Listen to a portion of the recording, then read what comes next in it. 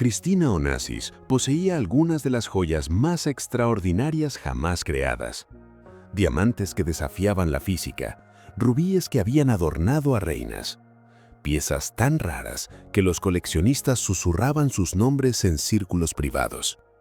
Pero Christina murió joven, demasiado joven, y en circunstancias que aún generan preguntas. Su hija, Athina, heredó no solo una fortuna incalculable, sino también un cofre lleno de secretos brillantes. Cuando cumplió 23 años, tomó una decisión que dejó al mundo sin aliento: venderlo todo. Cada diamante, cada rubí, cada pieza que su madre había atesorado. Hoy vamos a descubrir qué joyas guardaba Christina Onassis, por qué eran tan especiales y qué sucedió cuando salieron a la luz. Esta es la historia de una subasta que reveló mucho más que piedras preciosas. Cuando Christina Onassis falleció, su hija Athina apenas tenía 3 años. Los medios no tardaron en etiquetarla, la niña más rica del mundo. Un título que sonaba mágico, pero que en realidad era una sentencia. Athina creció rodeada de lujo, sí, pero también de ausencias, de preguntas sin respuesta, de una madre convertida en leyenda antes de que pudiera siquiera recordarla. La fortuna Onassis era vasta, propiedades en islas privadas, yates que rivalizaban con cruceros, empresas que movían millones diariamente. Y las joyas, las joyas. Christina había coleccionado piezas como quien colecciona recuerdos. Cada anillo, cada collar, cada brazalete contaba una historia, algunas de amor, otras de poder, muchas de soledad disfrazada de esplendor. Durante años, esas joyas permanecieron guardadas, ocultas en cajas de seguridad, protegidas del mundo, como si esperar pudiera devolverle la vida a quien las había amado.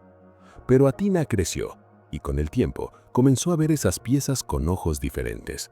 No eran tesoros, eran fantasmas, recordatorios brillantes de una mujer que nunca conoció, de un linaje que pesaba como ancla, de expectativas que nunca pidió cumplir. Así que cuando llegó el momento, Athina hizo algo que nadie esperaba. Llamó a Christie's, la casa de subastas más prestigiosa del mundo, y les dijo: «Quiero venderlo todo». Era el año 2008. Athina tenía 23 años y estaba a punto de cerrar un capítulo que nunca le perteneció realmente. Cuando se anunció la subasta, el mundo de los coleccionistas entró en frenesí. 230 piezas, todas auténticas, todas con procedencia impecable, todas cargadas de historia. Cartier, Harry Winston, Van Cleef & Arpels, los nombres más sagrados de la alta joyería estaban representados. Pero lo que realmente hacía especial esta colección no eran solo las marcas, era lo que representaban. Estas no eran joyas compradas para inversión, no eran activos fríos en un portafolio. Eran extensiones de Christina, reflejos de su personalidad compleja, de sus anhelos, de sus heridas. John Zugleitz, director internacional de joyería en Christie's, declaró algo revelador: «No puedes mantener joyas encerradas en una caja de seguridad para siempre». Tenía razón. Las joyas están hechas para ser vistas, para brillar bajo la luz, para provocar suspiros y envidia. Pero su comentario también escondía otra verdad. Athina necesitaba liberarse. Amigos cercanos a la familia susurraban que para Athina estas piezas eran como cadenas doradas. Hermosas sí, valiosas absolutamente, pero cadenas al fin. Cada vez que abría los estuches no veía belleza, veía ausencia. Veía la sombra de una madre que nunca abrazó. Veía el peso de un apellido que la definía sin su permiso. Además estaba el asunto del estilo. Athina no era Christina. No compartían el mismo gusto, no vivían en la misma época. Christina había sido una mujer de excesos dramáticos. Diamantes en el desayuno, rubíes en cenas privadas, joyas como armadura contra un mundo que la juzgaba constantemente. Athina, por otro lado, prefería la discreción. La ecuestre profesional valoraba la funcionalidad sobre el espectáculo. Sus prioridades estaban en los establos, no en las galas. Así que la decisión estaba tomada. Las joyas serían subastadas. Christie's estimó que la colección generaría al menos $10 millones. Lo que sucedió después superó todas las expectativas. Había una joya que dominaba la colección como una reina entre cortesanas. Un diamante en forma de pera, 38 quilates de pura imposibilidad. Pero no era un diamante cualquiera, era un Golconda. Si conoces algo de gemología, ese nombre debería hacerte temblar. Los diamantes Golconda son a las gemas lo que Stradivarius a los violines, leyendas vivientes. Estos diamantes provienen de minas antiguas en la India Oriental que dejaron de producir hace siglos. Lo que se extrajo de esas minas nunca se ha replicado desde entonces. ¿Por qué son tan especiales? Claridad absoluta, pureza que roza lo sobrenatural y un brillo que otros diamantes simplemente no pueden alcanzar. El diamante de Cristina era algo más. Era 2 tonos más blanco que el grado más alto de diamantes incoloros reconocidos por gemólogos. ¿Cómo es eso posible? Química. Los diamantes obtienen su color de impurezas. Normalmente trazas de nitrógeno les dan un leve tinte amarillento, pero este diamante no tenía nitrógeno. Cero. Nada. Era literalmente más puro que la perfección reconocida. Aristóteles Onassis se lo regaló a su hija, Cristina, no en cualquier ocasión, no como un capricho, sino como una declaración. Eres valiosa, eres única, eres mía. El diseñador Jack Stay lo engarzó para Harry Winston en un colgante que era pura elegancia. Oro blanco, líneas claras, sin distracciones. El diamante era la estrella y nada debía opacar su luz. Cristina lo usaba como pieza de firma. Aparecía en fotografías con él colgando del cuello en fiestas, en yates, en cenas de estado. Una vez le dijo al biógrafo de su padre, Peter Evans, algo que resume su filosofía de vida. Me gusta usar diamantes incluso en el desayuno. No era vanidad, era desafío. Una forma de decirle al mundo que ella establecía las reglas, no ellos. Este diamante, esta pieza central de su identidad pública, se convirtió en la joya corona de la subasta. Los estimadores lo valoraron entre 2 y 8 millones de dólares, dependiendo de la locura de los postores. Cuando el martillo cayó, había encontrado un nuevo dueño dispuesto a pagar una fortuna por poseer un fragmento de la leyenda Onassis. Si el diamante Golconda era la reina, el collar de rubíes y diamantes de Van Cleef & Arpels era su dama de honor más leal. Creado en los años 60, cuando la casa francesa estaba en su apogeo creativo, este collar era una sinfonía de color y luz. Rubíes cabuchón.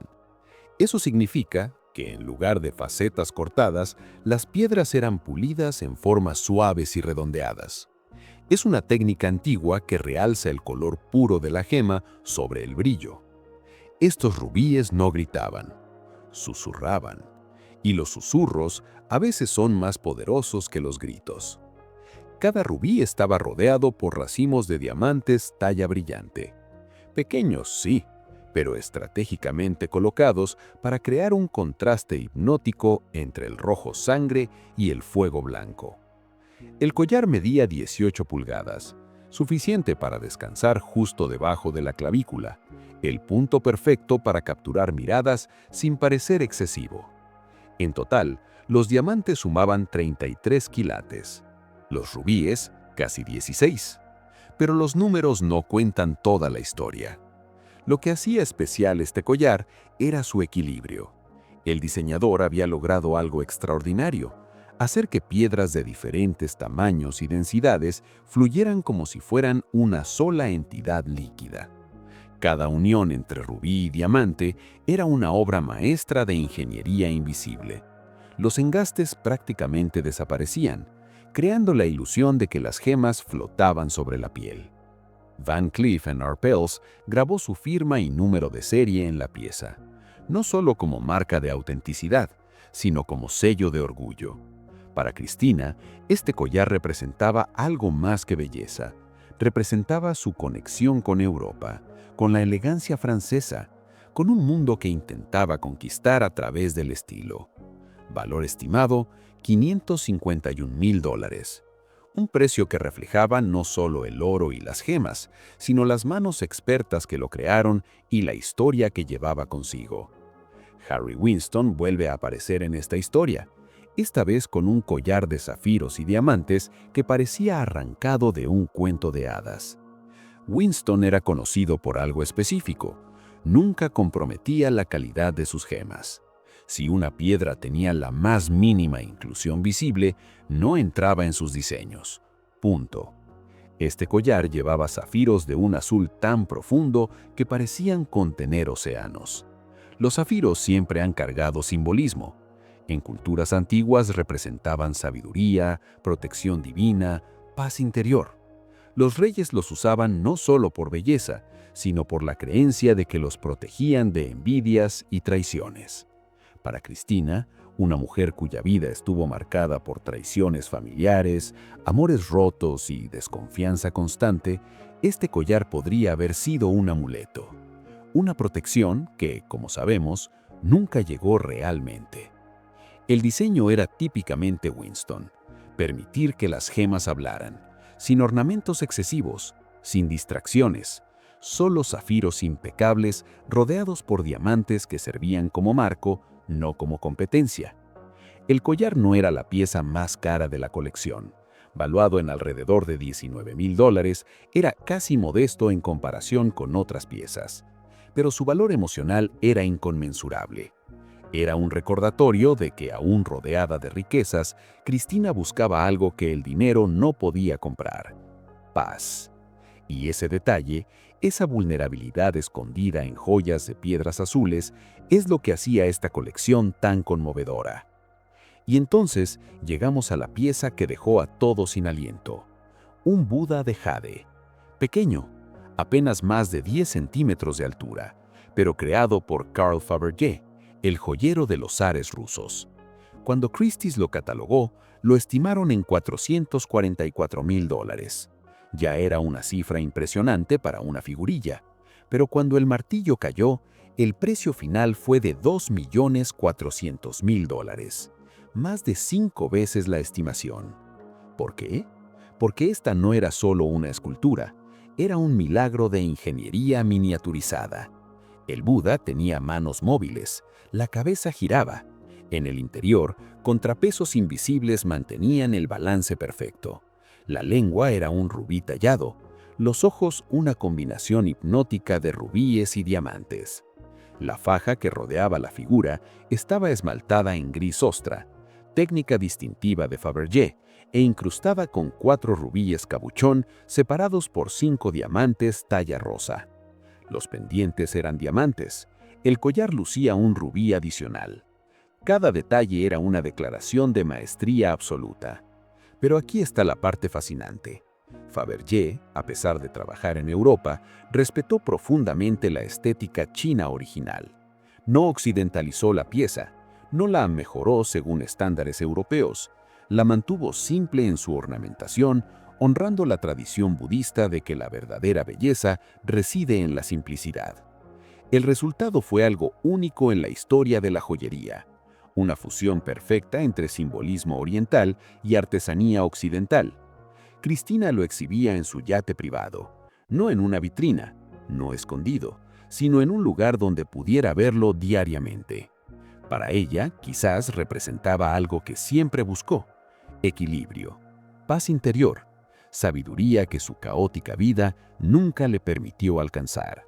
Cuando Athena decidió venderlo, sabía que estaba liberando más que una escultura. Estaba liberando el sueño irrealizado de su madre. Y algún coleccionista, en algún lugar del mundo, pagó millones para poseer ese sueño. Ahora hablemos de algo que incluso los gemólogos consideran extraordinario: un anillo con un diamante azul verdoso de poco más de 7 quilates. Pero no cualquier diamante azul, un tipo 2B. Si esto no te dice nada, déjame explicarlo. Los diamantes se clasifican en tipos según su estructura atómica. La inmensa mayoría son tipo 1A, comunes, relativamente hablando. Los tipo 2B son raros al nivel de encontrar un unicornio. ¿Qué los hace diferentes? Contienen boro, y el boro hace algo asombroso: convierte al diamante en conductor eléctrico. Sí, leíste bien. Este anillo podía conducir electricidad. La mayoría de los diamantes son aislantes perfectos, pero los tipo 2B rompen las reglas de la física que creíamos absolutas. El color era sublime, azul claro con matices verdosos, como si capturaras el mar Egeo en una piedra. Y esa conexión no era accidental. Cristina, descendiente de una de las familias navieras más poderosas de Grecia, llevaba el Mediterráneo en su sangre. Este anillo era su forma de llevar esas aguas consigo sin importar dónde estuviera. El diseño era minimalista, banda de platino, engaste de doble garra que elevaba el diamante, permitiendo que la luz lo atravesara desde todos los ángulos. Nada debía competir con ese azul imposible. Para Cristina, este anillo representaba algo profundo.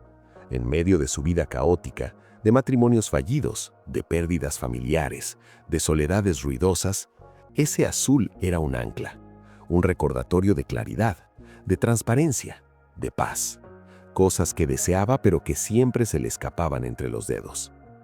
La subasta lo vendió por $276,000. Hoy, los expertos estiman que su valor se ha triplicado. Los diamantes tipo 2B solo se vuelven más raros con el tiempo. Entre las joyas más sofisticadas de la colección había un ornamento corsage de diamantes. Si no estás familiarizado con el término corsage, eran piezas de joyería diseñadas originalmente para adornar el corpiño de vestidos de gala. Pequeñas esculturas de luz que las aristócratas europeas usaban en bailes y cenas de estado. Este en particular databa de los años 60 y era una obra maestra de versatilidad. Podía usarse como broche en el pecho, como joya para el cabello, como colgante en un collar. 3 piezas en una, cada configuración transformando completamente su efecto. El diseño evocaba movimiento, ondas de agua cayendo, plumas flotando en el viento. Cada diamante talla europea antigua estaba colocado para crear la ilusión de flujo líquido. La técnica de trabajo calado era genial. Los orfebres removían el metal innecesario, creando espacios abiertos que reducían el peso, pero, crucialmente, permitían que la luz atravesara la pieza desde atrás. El resultado era un efecto de luminosidad tridimensional que los diseños sólidos nunca logran. El monograma de doble L, grabado en la pieza, añadía un toque de misterio. Algunos especulan que representaba Libanos, el apellido materno de Cristina. Otros creen que era simplemente un sello del taller que lo creó. Lo que no está en disputa es su conexión con la aristocracia europea. Estas piezas multifuncionales eran símbolos de estatus, formas de demostrar que poseía suficiente joyería fina como para tener piezas que cambiaban según la ocasión. Valor en subasta, $62,500. Una cantidad considerable para algo que esencialmente era un accesorio, pero los compradores no pagaban por función, pagaban por historia.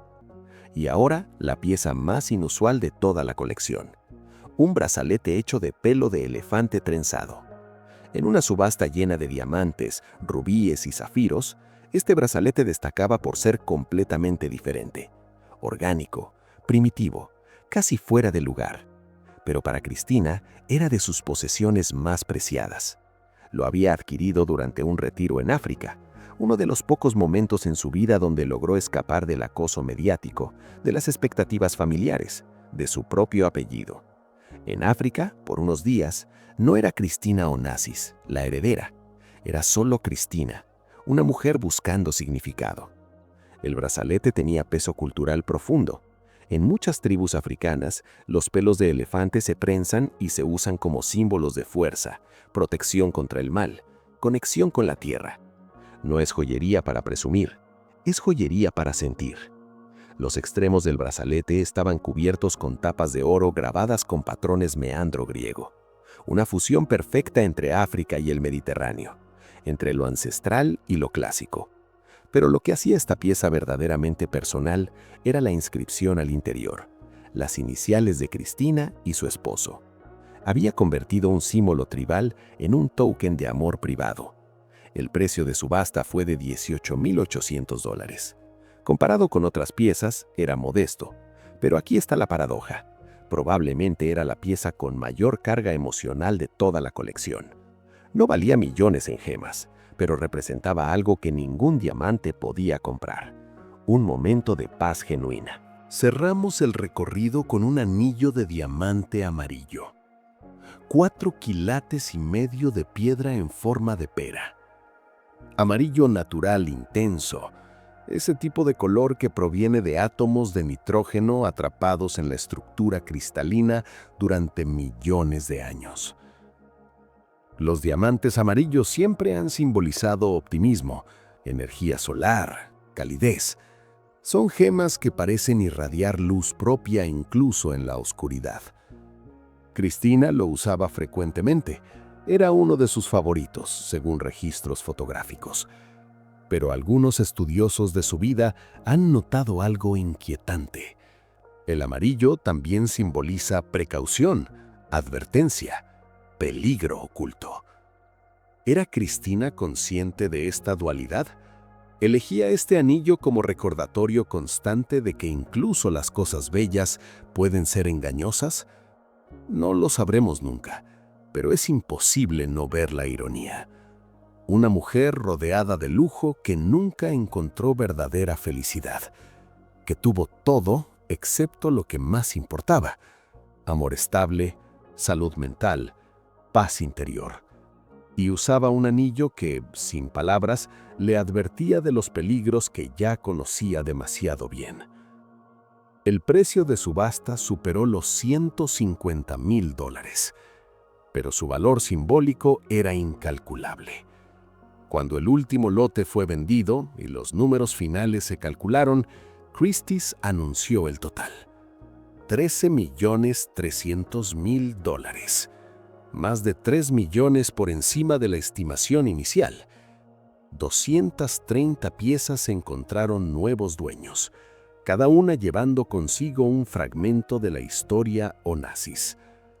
John Suglides, quien había supervisado la subasta, comentó que el resultado reflejaba no solo el valor material de las gemas, sino la fascinación eterna por la familia Onassis.